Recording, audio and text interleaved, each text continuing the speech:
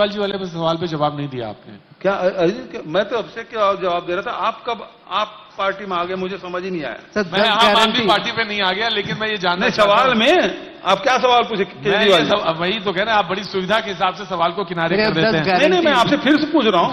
आम आदमी पार्टी आ गई है, उसने कहा कि यहाँ चुनाव लड़ रहे हैं, आपको पता ही होगा। उन्होंने कहा कि ये अभी आए थे केजरीवाल जी। अच्छा, उन्होंने कहा, आप तो ऐसे कह रहे हैं, आप जानते ही नहीं है।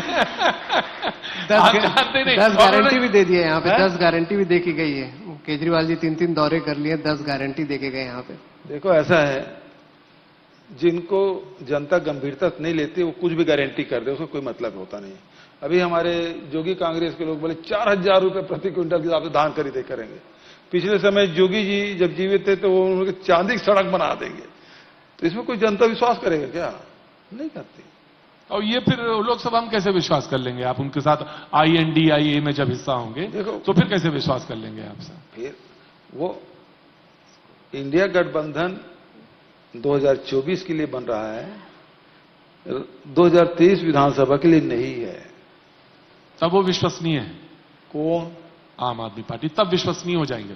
भाई पंजाब में उसका अस्तित्व है, उनका अस्तित्व दिल्ली में है, उसको कौन इंकार कर रहा है भाई?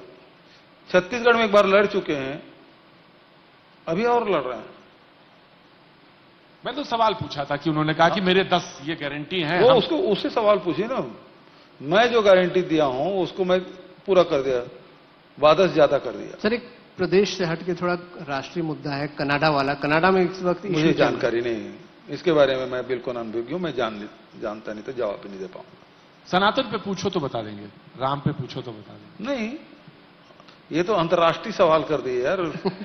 राष्ट्रीय कहां, कनाडा चल दिए, राष्ट्रीय तक के ठीक था।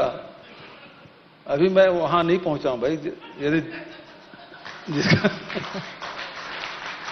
प्रदेश का कर लेता हूं। प्रदेश में कई सारे मुद्दों के जैसे मैंने जिक्र किया, युवाओं को लेकर बीजेपी एक बड़ा इश्यू बना रही है। चाहे बस्तर में सर्व आदिवासी समाज उठ खड़ा हुआ है, उसे कितनी बड़ी चुनौती मानते हैं? या बीजेपी खासकर उस इलाके में धर्मांतरण को एक मुद्दा बना रही है, वो उसको कैसे चुनौती के तौर पे देख रहे हैं?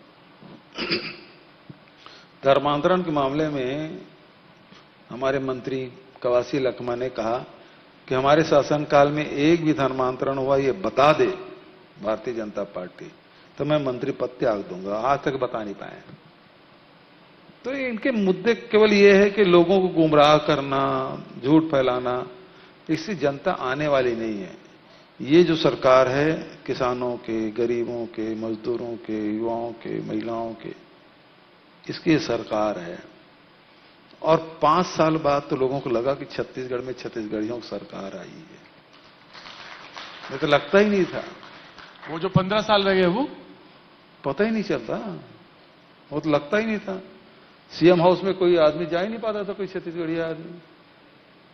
बड़े बड़े धन्ना सेठ, बड़े बड़े सूटकेस वाले, वो लोग जाते थे। बहुत बहुत शुक्रिया, थैंक यू सो मच, बहुत बहुत धन्यवाद। बहुत बहुत शुक्रिया सर। सभी सवालों का जवाब देने के लिए मैं आपसे अनुरोध करूंगा कि आप थोड़ी देर मंच पर बने रहिए और मैं मंच पर आमंत्रित करूंगा संतोष मेनन जी को, चीफ कंटेंट ऑफिसर नेटवर्क 18, जो आपको सम्मानित करेंगे।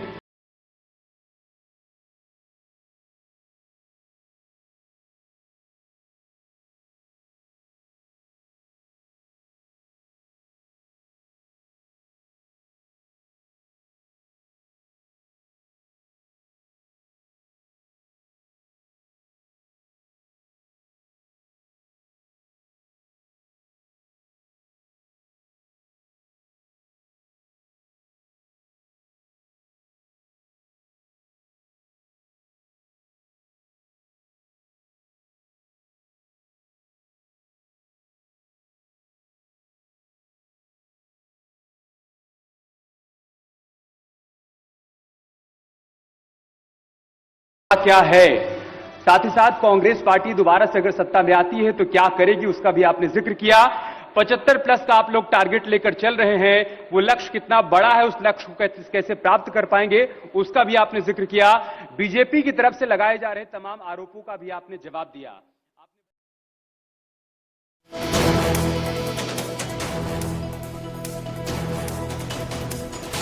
यात्री ट्रेनें बंद क्यों कर दी? सवाल किया मंच से, न्यूज 18 के मंच से। उन्होंने कहा कि जनता का देश है। लिस्ट पर कहा कि अभी तो पितृपक्ष चल रहा है और उन्होंने ये तक कहा कि आपका रेलवे से मतलब है, जनता से कोई मतलब नहीं, मैं मोदी से नफरत नहीं करता हूं।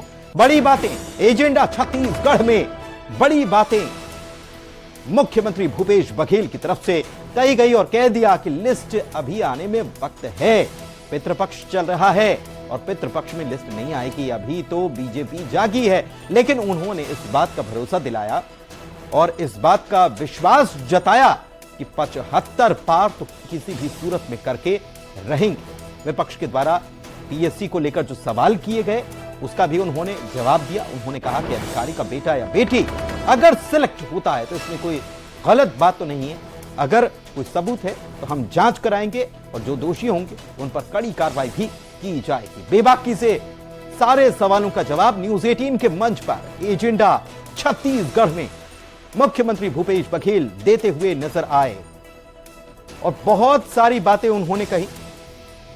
उन्होंने कहा कि जिस तरीके से एक प्राइवेट कर्मचारी का वेतन बढ़ता है, सरकारी कर्मचारी का वेतन भी बढ़ता है, उसी तरीके से किसानों की आय में भी इजाफा होना चाहिए और समर्थन मूल्य पर धान जो सरकार खरीद रही है, उस समर्थन मूल्य पर धान आगे भी सरकार खरीदती रहेगी और समर्थन मूल्य बढ़ाया भी जाएगा। फिर से न्यूज 18 के मंच से उन्होंने पूरे आत्मविश्वास से भरोसा जताया कि अब की बार 75 पार।